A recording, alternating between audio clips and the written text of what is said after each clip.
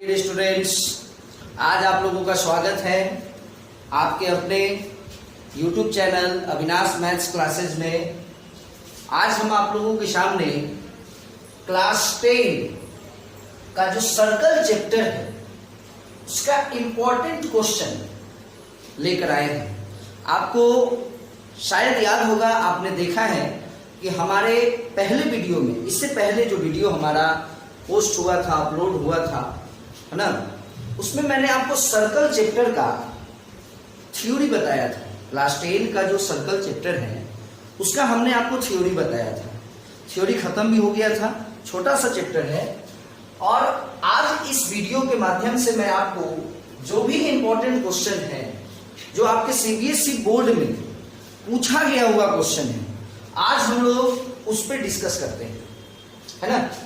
चलिए ध्यान से देखेंगे, इस वीडियो को अंत तक देखेंगे। इसकी फुल गारंटी है कि आपको यह वीडियो समझ में आएगा। हर एक क्वेश्चन इतने अच्छे तरीके से समझाया जाएगा, हर एक क्वेश्चन इतने अच्छे से समझाऊंगा मैं कि आपको हर चीज क्लियर हो जाएगा। तो माय डियर स्टूडेंट, वीडियो को अंत तक देखें, और यदि हमारा वीडियो आपको अच्छा लगे तो प्लीज सब्सक्राइब करना ना भूलें और बेल आइकन दबाना ना भूलें। और कोई भी प्रॉब्लम आपको यदि लगता है हमारे इस पूरे वीडियो में, कहीं भी कोई समस्या आपको फील होती है, तो आप प्लीज हमें कमेंट करें, मैं आपको डाउट को भी क्लियर कर दूंगा। ओके, चलिए स्टार्ट करते हैं। आज का क्वेश्चन नंबर 1, आज का सबसे फर्स्ट क्वेश्चन है, क्वेश्चन नंबर 1 है कि यदि कोई सर्किल है, ध्यान दीजिएगा, जैसे कोई क्वाड्रिलेटरल है, सपोज करो दिस वन इज क्वाड्रिलेटरल, है ना, और ये हमारा एक क्वाड्रिलेटरल है, ध्यान दीजिएगा, और इसके अंदर कोई सर्किल है, इसके अंदर से एक सर्किल है, और ये सर्किल इस तरह से है कि ये सर्किल इस क्वाड्रिलेटरल के चारों साइड को, एक ऐसा सर्किल है जो इस क्वाड्रिलेटरल के चारों साइड को टच कर रहा है। बात को समझिएगा, हमने क्या बोला कि एक क्वाड्रिलेटरल है, उसके अंदर एक सर्कल है, और ये सर्कल इस क्वाड्रिलेटरल के चारों साइड को टच करके जा रहा है ना, टच करना चाहिए। तो माना कि ये जो 4 पॉइंट है, जिस पॉइंट पे ये सर्कल टच किया है इस क्वाड्रिलेटरल के चारों साइड को, हमने उसके नाम को PQRS दिया। फिर से समझिए, माना कि कोई क्वाड्रिलेटरल है ABCD, एक क्वाड्रिलेटरल है ABCD, उसके अंदर एक सर्कल है जिसको हमने रेड कलर से बनाया है, और एक ऐसा सर्कल है जो इस क्वाड्रिलेटरल के चारों साइड को टच कर रहा है, टच कर रहा है। ध्यान दीजिएगा, सर्किल इस तरह से होना चाहिए कि that touches all the sides of quadrilateral. तो अगर ऐसा है तो अपने को क्या है कि प्रूव करना है कि prove that the sum of opposite side, यानी AB plus CD, opposite side, AB का अपोजिट साइड CD होगा, और AB का अपोजिट साइड BC होगा। तो नियम कहता है, क्वेश्चन ये है कि अपने को क्या प्रूव करना है कि इसके अपोजिट साइड का सम इक्वल होगा। फॉर एग्जाम्पल, थोड़ा ध्यान से देखेंगे माय डियर स्टूडेंट, ध्यान से देखिएगा। सपोज कीजिए आपको एक क्वाड्रिलेटरल है और इसके अंदर एक सर्कल है, और ये सर्कल इस क्वाड्रिलेटरल के चारों साइड को टच कर रहा है। तो हमको आज प्रूफ ये करना है कि यदि ये 4 सेंटीमीटर है और अगर ये 6 सेंटीमीटर है, माय डियर स्टूडेंट ध्यान दीजिएगा, अगर ये 6 सेंटीमीटर है और अगर ये 4 सेंटीमीटर है, तो दोनों का सम क्या होगा? 10 सेंटीमीटर। तो अगर इधर से जोड़ने पर 10 आएगा तो इधर से जोड़ने पर भी 10 आएगा। तो मान लीजिए कि अगर ये 7 है तो माय डियर स्टूडेंट आंख बंद करके आप बोल सकते हैं कि ये 3 होगा। अगर ये 8 है तो आंख बंद करके आप बोल सकते हैं कि ये 2 होगा, क्योंकि मतलब यदि अपोजिट साइड का सम 10 हो गया तो दूसरे अपोजिट साइड का भी सम 10 ही होगा। बट फर्स्ट कंडीशन एक है, इसमें एक कंडीशन है कि जो सर्कल होना चाहिए वह उस क्वाड्रिलेटरल के चारों साइड को टच करना चाहिए। यदि टच नहीं किया, जैसे सपोज करो दिस वन इज क्वाड्रिलेटरल और ये एक सर्कल है, तो ये अंदर में है बट ये टच नहीं कर रहा है, तो कंडीशन क्या है कि सर्कल हो क्वाड्रिलेटरल के अंदर से बट पूरा का पूरा टच करे, चारों साइड को टच करके, है ना, वो जो सर्किल हो उस क्वाड्रिलेटरल के चारों साइड को टच करे। चलिए क्वेश्चन आप लोग समझ में आ गया होगा आप लोगों को कि क्वेश्चन क्या है, क्या प्रूफ करना है। अब चलिए अब हम लोग समझते हैं कि इसको प्रूफ कैसे करें। हमने आपको पढ़ाया था, माय डियर स्टूडेंट आप याद कीजिए, मैंने आपको पढ़ाया था कि यदि कोई सर्कल होगा, हमने आपको पढ़ाया था कि यदि कोई सर्कल होगा और यदि कोई एक्सटर्नल पॉइंट होगा, यदि कोई सर्कल होगा और यदि कोई एक्सटर्नल पॉइंट होगा, तो इस एक्सटर्नल पॉइंट से आप केवल 2 ही टेंजेंट ड्रॉ कर सकते हैं और ये दोनों का दोनों टेंजेंट का जो लेंथ होगा वह इक्वल होगा। इट मींस जैसा कि हम लोग जानते हैं, एज वी नो दैट, अब हम लोग प्रूफ करने चल दिए, है ना, स्टार्ट किया हम लोग प्रूफ करना। क्या प्रूफ करना है उसको मैंने लिख दिया और मैं अब प्रूफ करना स्टार्ट किया, तो मैं लिखूंगा कि as we know that the length of tangents drawn from an external points are equal, है ना। As we know that, जैसा कि हम लोग जानते हैं कि किसी एक्सटर्नल पॉइंट से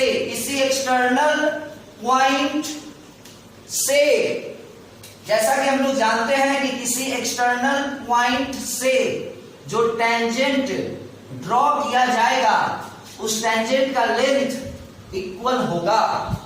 क्लियर है? अब देखिए, अब आप इसको इस फिगर में इंप्लीमेंट कराइए, तो आप ये देखिएगा कि ये एक सर्कल है और इस सर्कल के बाहर में ये एक पॉइंट है ए, जहां से एक टेंजेंट ड्रॉ हो रहा है ए आर और एक टेंजेंट ड्रॉ हो रहा है ए क्यू। तो मैं लिख सकता हूं, क्या लिख सकता हूं कि ए आर जो होगा वो ए क्यू होगा, क्योंकि एक टेंजेंट ए आर है और एक टेंजेंट ए क्यू है और दोनों का दोनों टेंजेंट पॉइंट ए से ड्रॉ किया जा रहा है। एक ही पॉइंट से 2 टेंजेंट ड्रॉ हुआ है, एक ए आर और एक ए क्यू, तो दोनों का लेंथ इक्वल होगा। और मैं इसका रीजन यहां पे लिख भी दिया हूं एक ही साथ सबका, बट यदि आपको मन है तो आप यहां लिख सकते हैं कि आखिर ये इक्वल हुआ तो क्यों हुआ, रीजन आपको देना होता है। तो आप यहां लिख सकते हैं कि टेंजेंट्स फ्रॉम ए,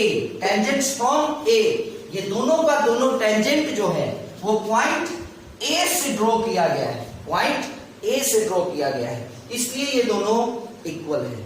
चलिए माय डियर स्टूडेंट आगे देखते हैं। फिर से ये एक सर्किल है और फिर से ये हमारा एक एक्सटर्नल पॉइंट है, यहां से एक टेंजेंट बी आर, एक टेंजेंट बी आर, एक टेंजेंट हमारा बना बी आर और एक टेंजेंट बना बी एस, एक टेंजेंट क्या बना B S.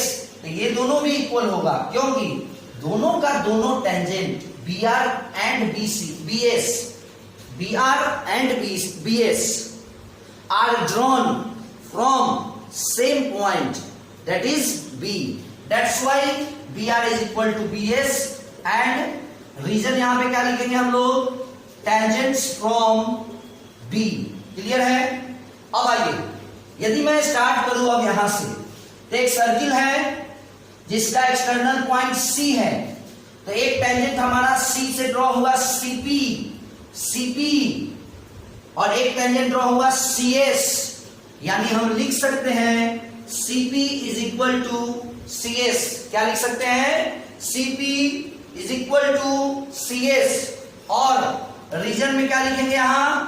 Tangents drawn from C। अब आइए, फिर से एक एक्सटर्नल पॉइंट है D एक एक्सटर्नल पॉइंट है जहां से एक टेंजेंट ड्रॉ हुआ है DP, एक टेंजेंट ड्रॉ हुआ DP और एक टेंजेंट ड्रॉ हुआ है DQ। तो आप लिख सकते हैं DP is equal to DQ, DP is equal to DP is equal to DQ। और रीजन में लिखेंगे टेंजेंट्स फ्रॉम D। चलिए, तो इस तरह से हमारे पास टोटल का टोटल 4 इक्वेशन आया। अब बारी बारी से इन सभी इक्वेशन को ऐड कर देना है। तो माय डियर स्टूडेंट, आप देखें कि AR प्लस BR क्लियर है, मैं इसको ऐड करने जा रहा हूं। और फिर CP और DP और DP को एक साथ ऐड कर लिए। इसको मैं ऐड कर दिया ना, AR BR ऐड हुआ एक साथ, CP DP ऐड हुआ एक साथ। यदि आपको ये लाइन से प्रॉब्लम हो रही होगी, है ना, तो इसको मिटा दो। बट यहां एक लाइन लिखना है, इसको इक्वेशन 1, इसको इक्वेशन 2, इसको इक्वेशन 3 और इसको इक्वेशन 4 मानना है। और यहां बीच में लिखना है एडिंग 1, 2, 3 एंड 4। AR और BR जुटा एक साथ, CP और DP जुटा एक साथ। क्लियर है? Is equal to AQ। अभी सबको जोड़ना है, तो सबको जोड़ना है, किसी को किसी के साथ जोड़े, क्या दिक्कत पड़ता है? तो AQ के साथ हम DQ को जोड़ेंगे और BS के साथ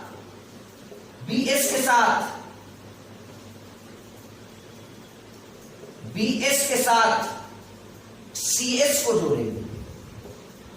इससे होगा क्या कि AR और BR, देखिए ध्यान से, AR और BR जब ऐड होगा, AR ध्यान दीजिएगा यहां माय डियर स्टूडेंट, AR और BR जब ऐड होगा तो क्या बनेगा?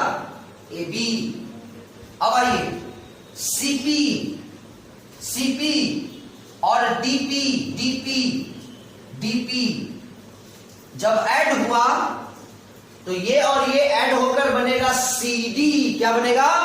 CD is equal to AQ और DQ, AQ DQ ऐड हुआ तो बना AD plus BS plus CS, BS plus CS बना BC। क्या बना? BC, है ना। इस तरह से आपको ये क्वेश्चन नंबर 1 जो हमारा प्रूफ करना था, क्या प्रूफ करना था? आपको याद होगा कि अपोजिट साइड का सम इक्वल होगा। तो आप देख सकते हैं कि मैंने आपको इक्वल प्रूफ कर दिया है। प्रूफ हो गया AB प्लस CD बराबर is equal to AD plus BC। But opposite side का सम तभी होगा जब एक सर्कल क्वाड्रिलेटरल के अंदर होगा और चारों साइड को, क्वाड्रिलेटरल के चारों साइड को वह टच करेगा। क्लियर है? मैं विश्वास करता हूं कि आप लोगों को यह क्वेश्चन समझ में आया होगा। चलिए नेक्स्ट क्वेश्चन पे बढ़ते हैं। और इस तरह का क्वेश्चन ऑब्जेक्टिव में भी आ जाता है। तो मैं आपको एक बात बता दूं, जैसे एक क्वाड्रिलेटरल है और इसके अंदर मैंने एक सर्किल ड्रॉ किया। सपोज करो ये 8 है, सपोज करो ये 7 है। तो भैया 8, 7, 15। तो अगर ये 10 है और यहाँ x है तो आपसे पूछ दिया जाएगा find the value of x। 1 number का क्वेश्चन है। कोई जरूरत नहीं है इस काम को करने का। आपको थ्योरी माइंड में होना चाहिए, माइंड में ये होना चाहिए कि अपोजिट साइड का सम इक्वल होता है। 8 7 15 तो 10 है, तो स्वाभाविक है कि x 5 होगा, तभी तो 15 होगा। चलिए नेक्स्ट क्वेश्चन की ओर बढ़ते हैं। माय डियर स्टूडेंट, मैं आपको बता दूं कि यह वीडियो थोड़ा बड़ा होगा, निश्चित बड़ा होगा, क्योंकि टाइम लगता है, क्वेश्चन को समझाने में टाइम लगता है। तो यदि आप रेशियो मिला ले, अगर एक क्वेश्चन अभी हुआ और अगर एक क्वेश्चन को समझाने में ही अगर 10 मिनट लगा हो, तो स्वाभाविक है कि अगर 5 क्वेश्चन मैं इस वीडियो में समझाने जा रहा हूं तो 50 मिनट टाइम लगेगा। चलिए खैर, क्वेश्चन नंबर 2, क्वेश्चन नंबर 2 ध्यान देंगे। मैं पूर्ण विश्वास कराता हूं आप लोगों को कि एक एक क्वेश्चन समझ में आएगा ही आएगा, इसकी फुल गारंटी है कि आपको हर क्वेश्चन समझ में आएगा। चलिए क्वेश्चन नंबर 2 की ओर बढ़ते हैं, देखते हैं। ये हमारा एक सर्कल है, वेरी गुड।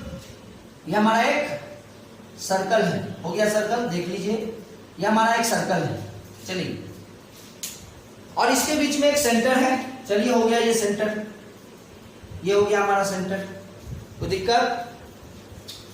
और एक टेंजेंट भी है। चलिए ये टेंजेंट भी हो गया, और P क्या होगा? पॉइंट ऑफ कांटेक्ट होगा। बात को समझिए फिर से, क्वेश्चन, एक सर्कल है, वेरी गुड, एक पॉइंट, एक सेंटर है, वेरी गुड, एक टेंजेंट है। चलिए हो गया tangent. AP is the tangent, O is the center and this figure is the circle। अब आइए, एंड व्हाट इज दिस, इसको क्या कहेंगे हम लोग? इसको हम लोग रेडियस कहेंगे। क्या कहेंगे इसको? रेडियस कहेंगे। क्या कहेंगे? रेडियस। चलिए और भी देखते हैं इस क्वेश्चन में क्या क्या है। बहुत अच्छा क्वेश्चन है, ध्यान दीजिएगा, कहीं भी ध्यान को इधर उधर नहीं लीजिएगा। बउआ ये ज्योमेट्री है, सबके बस के बाहर की बात है, ज्योमेट्री है, ध्यान देना होता है। क्लियर है? माय डियर स्टूडेंट, आपके ख्याल से ये क्या है? PQ। मेरे ख्याल से तो ये कॉर्ड है, आपके ख्याल से भी कॉर्ड ही होगा। चलिए ठीक है, तो PQ कॉर्ड है। PQ क्या है? कॉर्ड है। और ये इधर से एक दूसरा टेंजेंट हुआ, एक Q। अब ये फिगर पूरा का पूरा कंप्लीट हो गया। क्वेश्चन को सुनिएगा, एक सर्कल है, आपके सामने एक गोला सा फिगर बना है रेड कलर का, वो एक सर्कल है, वेरी गुड। दो टेंजेंट है, ए से एक टेंजेंट ड्रॉ हुआ AP, ए से दूसरा टेंजेंट ड्रॉ हुआ AQ, दोनों टेंजेंट हो गया। तीसरा एक रेडियस है, OP रेडियस हो गया, वेरी गुड, OP रेडियस हो गया। और ये जो PQ है ये एक कॉर्ड हो गया। तो क्वेश्चन में हमको ये प्रूफ करना है कि दोनों टेंजेंट के बीच में जो एंगल बन रहा है, कौन सा एंगल बन रहा है? PAQ। कौन सा एंगल बन रहा है? PAQ।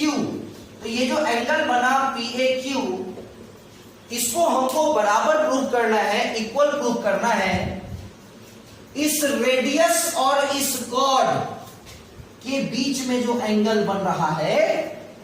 एक तरफ एंगल किसके किसके बीच बना? दोनों टेंजेंट के बीच बना। और एक तरफ एंगल बन रहा है रेडियस और कॉर्ड के बीच में बन रहा है। क्लियर है? तो अपने को क्या प्रूव करना है कि ये जो एंगल है ना, वो इस वाले एंगल का डबल होगा। क्या होगा? डबल होगा, यानी 2 इंटू एंगल OPQ। चलिए ये क्वेश्चन है, शायद समझ में आ गया होगा, अगर नहीं भी आया होगा तो अब आ जाएगा। देखते हैं, बस आप लोग इतना बताइए कि एक काम आप लोग करो कि इसको ऐसे ज्वाइन करा दो। O से Q को हमने ज्वाइन करा लिया। माय डियर स्टूडेंट, आप इतना बताओ कि यदि मैं इसको x मानूं, अपने मन से मान लिए हैं, हम मान लिए हैं, ठीक है ना, तो ये एक एक मिनट, इधर से आते हैं, ये रेडियस है, और जब मैंने O को Q से ज्वाइन कराया तो ये भी रेडियस ही हुआ ना, ये भी जो रेडियस हुआ, तो अगर ये रेडियस है और ये रेडियस है, यानी दोनों इक्वल होगा। तो अगर ये दोनों इक्वल हो गया तो माय डियर स्टूडेंट, इसके सामने यदि एंगल x है तो इसके भी सामने एंगल x ही होगा। चलिए, तो ये भी आपको x ही होगा। अब आइए नेक्स्ट, ये सेंटर है and this is the point of contact. याद करो, हमारे पहले वीडियो में हमने आपको बताया है कि यदि कोई लाइन सेंटर से आ रहा है और यदि वो पॉइंट ऑफ कांटेक्ट से जाके मिलता हो तो पूरा का पूरा एंगल 90 का बनेगा। ये जो पूरा एंगल बनेगा ना, ये पूरा का पूरा एंगल 90 का बनेगा। क्लियर है? अब मैटर ये है कि अगर ये पूरा एंगल 90 बन गया और ये इतना दूर x है, पूरा का पूरा एंगल 90 बन गया और ये इतना दूर x है, तो ये जो हमारा एंगल होगा वो 90 माइनस x का होगा। सोचने वाली बात है, ये पूरा का पूरा 90 है, ये हम नहीं कह रहे हैं, थ्योरम कह रहा है। फर्स्ट नंबर थ्योरम कहा था जो हमने आपको फर्स्ट लेक्चर में पढ़ाया है। तो अगर ये पूरा का पूरा 90 है माय डियर स्टूडेंट, और अगर ये 20 है, तो ये जो इधर बचेगा वो 70 ही बचेगा ना। तो आपने क्या किया, 90 में से 20 को माइनस किया। ठीक उसी तरह से अगर ये x है और अगर ये पूरा 90 है तो ये क्या होगा, 90 माइनस x। और हम जानते हैं कि सिमिलरली ठीक उसी तरह से यहां भी 90 माइनस x ही होगा।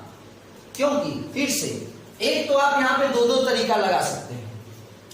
एक तो ये दोनों टेंजेंट है, तो the length of tangents drawn from an external points are equal. तो अगर दोनों इक्वल है, अगर ये दोनों इक्वल है तो इसके सामने जो एंगल होगा और इसके सामने जो एंगल होगा इक्वल होगा। तो अगर इसके सामने 90 माइनस x है तो इसके सामने भी 90 माइनस x होगा। एक ये हुआ, और दूसरा वही चीज है कि अगर ये x है और ये सेंटर है और ये पॉइंट ऑफ कांटेक्ट है, तो ये पूरा का पूरा एंगल क्या होगा, 90 है ना। और इस पूरे में से इसको रेड वाले को माइनस करेंगे तो ये 90 माइनस x आएगा। चलिए, जिस तरह हमने उस एंगल को x माना है माय डियर स्टूडेंट, हम इस एंगल को भी y मान लेते हैं। होगा मैथ में ना सपोज करने का अधिकार आपको मिला है, आप सपोज कर सकते हैं।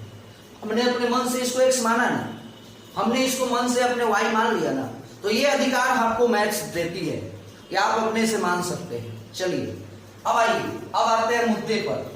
अभी तक का सारा कहानी आप लोगों को समझ गए होंगे। अब मुद्दे पर यह आना है कि प्रूफ करना है। तो प्रूफ के समय हम डायरेक्ट लिखते हैं कि एंगल APQ, ध्यान दीजिएगा हम क्या लिख रहे हैं, सो ध्यान दीजिएगा, APQ, यानी हम केवल इस एंगल की चर्चा करने जा रहे हैं। तो हम लिखेंगे एंगल APO, मतलब ये पूरा यानी 90, ये पूरा 90 था ना, माइनस OPQ, माइनस OPQ। फिर से सुनेंगे, एंगल APQ, AP और Q यहां से इधर आ गया तो सिर्फ इतना ही दूर हुआ, इतना ही दूर। ये जो 90 माइनस x हुआ वही। तो इसको आखिर मैं क्या लिखूंगा, इसको लिखूंगा APO। इस पूरे में से इसको माइनस कराना होगा, इसको तो लिख दिए। तो आप बताइए कि ये जो APO है ना वो 90 है, पॉइंट ऑफ कांटेक्ट वाला कहानी समझाए है ना, और ये x है, तो 90 माइनस x हो गया। सिमिलरली एंगल AQP जो होगा, एंगल AQ, और यहां से इस लाइन को पकड़ लेना है, इस लाइन को P, तो ये जो AQP होगा ये आपको होगा AQO, क्या होगा, एंगल AQO माइनस OQP, तो AQ हो गया 90 और ये हो गया हमारा x। अब ये दोनों एंगल निकल गया। अब आइए, क्लास 7 में आप लोगों ने पढ़ा था कि एक ट्रायंगल के तीनों एंगल का सम 180 डिग्री होता है।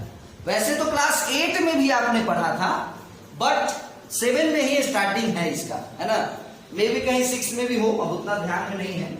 चलिए, तो यदि मैं बात करूं इन ट्रायंगल APQ की, APQ की, तो यहां पे 3 एंगल है। एक तो ये है जिसका नाम अगर हम देना चाहें तो देंगे PAQ, तो क्या देंगे नाम, PAQ, प्लस एक नाम देंगे हम APQ। इधर से घूम जाना है इधर, क्योंकि हम केवल ट्रायंगल की बात कर रहे हैं, मैं इसका बात कर रहा हूं, APQ की बात कर रहा हूं। तो एक एंगल हमने लिया PAQ और एक एंगल हम लेंगे APQ को। चलिए, हम कौन सा एंगल लेंगे, APQ, और तीसरा जो एंगल होगा वो होगा एंगल AQP। कौन सा एंगल होगा, AQP, तो यहां पे लिख दीजिए AQP। और इस तीनों का जो सम होगा, माय डियर स्टूडेंट, बताने की जरूरत नहीं होनी चाहिए, तीनों का जो सम होगा ये आपको 180 होगा। अब आइए, PAQ को हम लोगों ने y माना है, ध्यान से देखो y, और APQ का वैल्यू आया है 90 माइनस x। क्या आया है वैल्यू, 90 माइनस x। और AQP का भी वैल्यू 90 माइनस x ही आया है और इज इक्वल टू 180 डिग्री। अब आइए, अब देखिए कि ये y है, very good, minus x minus 2x is equal to, अब मैं क्या किया कि इस 90 को और इस 90 को यदि मैं ऐड कर लूं तो क्या हो जाएगा, 180 हो जाएगा, और यही 180 जब उधर जाएगा तो 180 माइनस 180 क्या बन जाएगा, 0। क्या बनेगा, 0। अब आप बताइए my dear student, question solve. y minus 2x उधर गया, 2x, y बराबर क्या हो जाएगा, 2x हो जाएगा। तो अब आप ध्यान से देखिए, आपका क्वेश्चन बनकर रेडी है। आपने एंगल y, आप इस y को क्या सपोज किए थे, आपने इस y को, कौन सा एंगल को सपोज किया था, y, PAQ एंगल, PAQ जो एंगल है इसको आपने y माना था, और आपने x किसको माना है, OPQ को, तो ये हो जाएगा एंगल OPQ, और ये 2 है ना, तो 2 हो जाएगा, है ना। ये आपका प्रूफ हो गया। आप लोग कभी कभी ये सोचते होइएगा कि सर पीछे कहां जाते हैं, तो मैं कुछ देखने नहीं जाता हूं, जो हमारा स्टूडेंट है वो उसको पता है कि अविनाश सर को कुछ देखने की जरूरत नहीं होती है, हर चीज में भूगा माइंड में सेट है। बस मैं ये देखने गया था अभी कि ये जो मैं अब लिखूंगा इसके बाद का लाइन वो हमारे बच्चे को दिखेगा कि नहीं, बस यही देखने गया था। ओके माय डियर स्टूडेंट, मैं विश्वास करता हूं कि आप लोगों को यह क्वेश्चन भी बहुत ही आसानी से समझ में आया होगा, है ना। चलिए, अब मैं क्वेश्चन नंबर 3 की ओर बढ़ूं, है ना। क्वेश्चन नंबर, यहां पे मैं एक कपड़ा लटकाया हूं जो मुझे काम आता है। वो पसीना जब निकलने लगता है फेस पे, तो मैं थोड़ा सा उसको साफ कर लेता हूँ। आपको ये दिख रहा होगा कहीं हल्का फुल्का वीडियो में, तो आप लोग ये सोच रहे होइएगा कि सर ये क्या मतलब बगल में कौन सा कपड़ा है, किस चीज का कपड़ा है। तो देखिए माय डियर स्टूडेंट, मैं आपको यही बताना चाह रहा हूं कि लगभग 30 मिनट हो गया है और इस 30 मिनट में आपने केवल 2 क्वेश्चन को समझा। थोड़ा अजीब तो लग रहा होगा, थोड़ा ये लग रहा होगा कि सर 30 मिनट में 2 question, but my dear student, अभी आप क्लास 10 में हो, जितना समझ सकते हो समझ लो, है ना। एक क्वेश्चन को यदि अच्छे से समझ जाएंगे ना, तो क्वेश्चन बहुत ज्यादा दिन तक माइंड में रहेगा। इसलिए टाइम लग रहा है, कोई दिक्कत नहीं है ना। यदि मैं चाहूं तो इस क्वेश्चन को 2 मिनट में भी समझा सकता हूं। तो आप खुद सोचो कि जिस चीज को आप 2 मिनट में समझोगे और उसी चीज को कोई टीचर 15 मिनट में समझा रहा है, तो भाई कुछ तो बात होगा। इसलिए कोई दिक्कत नहीं है, हर चीज को समझिए अच्छे से। और मैं आप लोगों से इतना ही बोलूंगा कि हमारे वीडियो को देखने के समय थोड़ा सा हेडफोन का यूज करें। फैन को बंद करना तो संभव है नहीं इस गर्मी में, बट हेडफोन को यूज करें। 2-3 दिन में हमारा अपना माइक आ जाएगा, इस माइक को मैं लगाकर पढ़ाऊंगा आप लोगों को, तो आप लोगों को तक क्लियर आवाज हमारी पहुंचेगी। मैंने ऑर्डर किया है, वो माइक अभी आया नहीं है, बट आ ही जाएगा। चलिए, तो क्वेश्चन नंबर 3 पे बढ़ते हैं, है ना। क्वेश्चन नंबर 3 की ओर बढ़ते हैं। बहुत ही अच्छा क्वेश्चन है, इसको आप लोग थोड़ा ध्यान से देखें, ध्यान दीजिएगा। क्वेश्चन है कि एक सर्किल है। जब चैप्टर का ही नाम सर्किल है, तो स्वाभाविक है कि हर क्वेश्चन में सर्किल होगा। तो एक सर्किल है, चलिए ठीक, एक सर्किल है। इस सर्किल में भी क्या है कि 2 टेंजेंट है। इस सर्किल में भी क्या है कि 2 टेंजेंट है, एक AQ हो गया और एक AP हो गया, एक AP और एक AQ हो गया। और उसके अलावा एक और टेंजेंट है जो इस दोनों टेंजेंट को टच कर रहा है। ये देखिए, रुक जाइए, इसको मैं दूसरे कलर से करता हूं। इसके अलावा एक और भी टेंजेंट है, जो इस टेंजेंट का काम है कि ये टेंजेंट इस दोनों टेंजेंट को टच कर रहा है। इसका भी कुछ नाम दे दो, है ना। क्या नाम देना चाहिएगा? B और C, BC दे देते हैं, और सेंटर तो देना ही होगा। चलिए, ये सेंटर हो गया। तो माय डियर स्टूडेंट, इस क्वेश्चन में आपको ये प्रूफ करना है कि प्रूव दैट, टू प्रूव में क्या प्रूव करना है, what we have to prove that, कि ये जो हमारा एक ट्रायंगल बना ABC, तो अगर ये ट्रायंगल है तो इसका कुछ ना कुछ पेरीमीटर होगा। ट्रायंगल है तो पेरीमीटर होगा ना। तो उसी पेरीमीटर का आधा होगा, उसी पेरीमीटर का आधा होगा कौन पता है?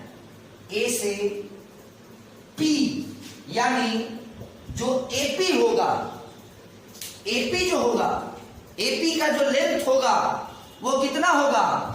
पूरे ABC के पेरीमीटर का हाफ होगा। इसी क्वेश्चन को भी प्रूफ करेंगे हम लोग। देखते हैं। तो सपोज करो कि ये जो टेंजेंट है हमारा BC, ये टेंजेंट इस सर्किल को यहां पे टच किया है D पर। क्लियर है? चलिए, क्वेश्चन, ये क्वेश्चन थोड़ा छोटा है, तुरंत समझ में आएगा। तो अपने को क्या प्रूव करना है कि AP जो होगा वो पेरीमीटर ऑफ ट्रायंगल ABC का आधा होगा, है ना। तो चलिए देखते हैं, इसको प्रूव करते हैं हम लोग। तो सबसे पहले ऐसा करते हैं कि हम लोग पेरीमीटर ऑफ ट्रायंगल ABC का ही बात करते हैं। तो आप लोगों को अच्छी तरह से पता है, as we all know that the perimeter of triangle is the sum of all the lengths of triangle, length of sides.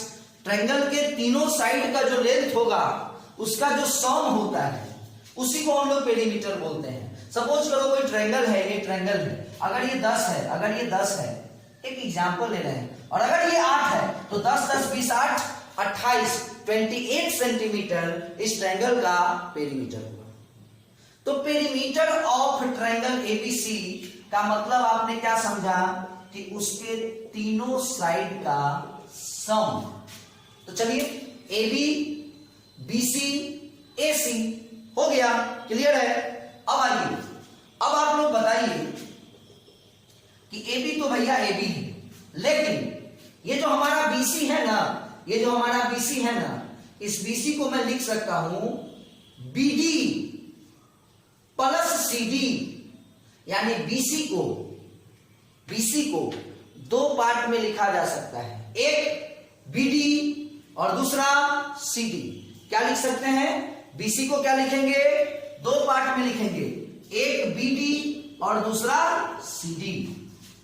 और AC को कुछ नहीं कीजिए, AC जैसे है वैसे ही रहने दीजिए। अब आइए माय डियर स्टूडेंट, बस थोड़ा सा और 2 से 3 लाइन और। आप बताइए, ये एक सर्किल है, क्लियर है, सर्किल है। सर्कल के बाहर में ये एक पॉइंट है, कौन सा? B। और B से दो टेंजेंट ड्रॉ हुआ है, देखिए B से एक टेंजेंट ड्रॉ हुआ B से P, BP, और एक टेंजेंट ड्रॉ हुआ B से D, BD। तो क्या इस दोनों टेंजेंट का लेंथ इक्वल होगा?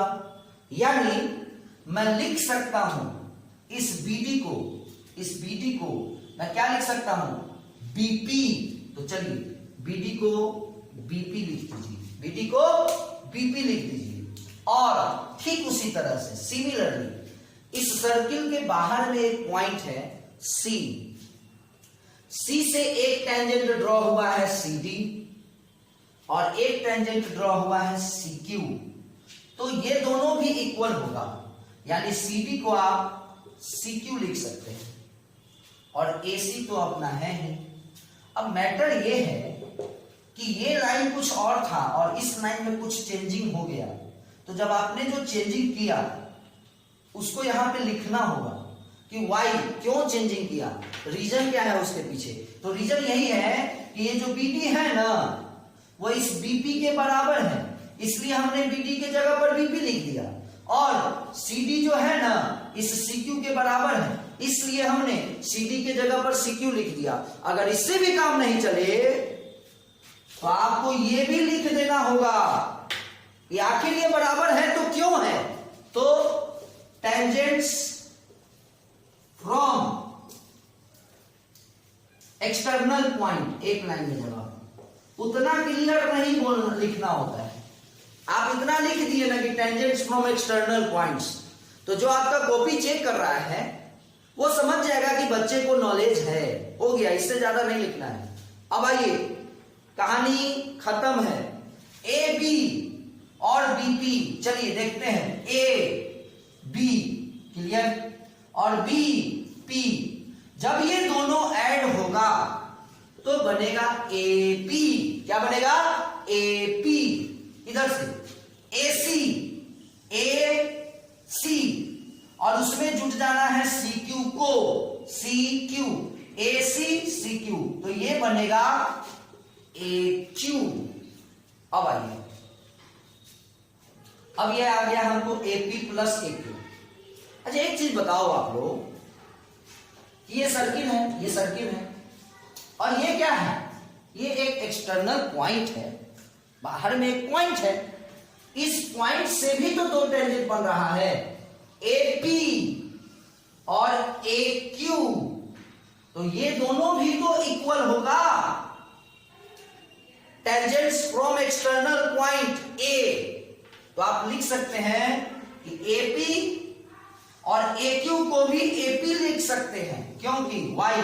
बिकॉज AP और AQ दोनों इक्वल हैं, Y तो टेंजेंट्स फ्रॉम A, किसी external point that is A से दो टेंजेंट ड्रॉ होगा, AP और एक टेंजेंट ड्रॉ हुआ AQ, तो दोनों इक्वल होगा।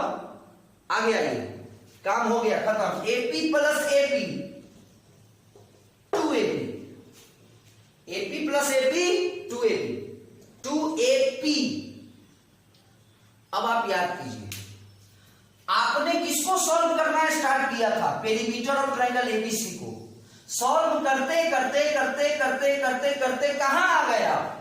2AP पर आ गए। यानी 100 बात की एक बात कि 2AP जो हुआ वो आपको हुआ पेरीमीटर ऑफ ट्रायंगल एबीसी। तो AP क्या होगा? AP क्या होगा? AP होगा perimeter of triangle ABC by 2। चलिए, प्रूफ हो गया। ओके माय डियर स्टूडेंट्स, मैं कोशिश किया था, मैं चाहा था कि इस वीडियो में आप लोगों को कम से कम 5 क्वेश्चन बताऊं, बट मुझे लगता है कि 3 क्वेश्चन में ही थोड़ा सा टाइम ज्यादा लग गया है। कोई बात नहीं है माय डियर स्टूडेंट्स, मैं एक और वीडियो बना दूंगा जिसमें 3-4 और क्वेश्चन रहेंगे। उससे भी नहीं होगा, उसके बावजूद अगर सर्किल चैप्टर का क्वेश्चन बच जाएगा तो एक और वीडियो बना दूंगा जिसमें 3-4 और क्वेश्चन रहेगा। बट आपके क्लास 10 का जो सर्कल चैप्टर है उसका एक भी क्वेश्चन मैं नहीं रहने दूंगा। एक भी क्वेश्चन ऐसा नहीं रहेगा जो आपको हार्ड रह ही जाए। हर तरह के क्वेश्चन को मैं देख दूंगा। ओके माय डियर स्टूडेंट, मिलते हैं फिर अगले वीडियो के साथ। तब तक के लिए बाय।